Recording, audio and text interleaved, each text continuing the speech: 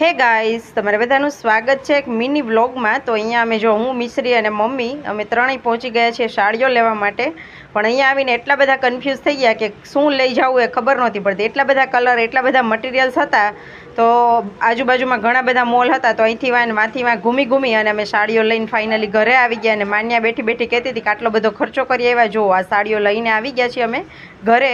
અને આ સાડી કેવી લાગે છે કહેજો। અને આ માતાજી બધા છે, તો માતાજી ક્યાં હતા એ જોવા માટે તમારે લોંગ વિડીયોમાં જવું પડશે। ત્યાર પછી આપણે અહીંયા પહોંચી ગયા છે બેંગ્લોરમાં। તો આ છે શ્રી રવિશંકરજી।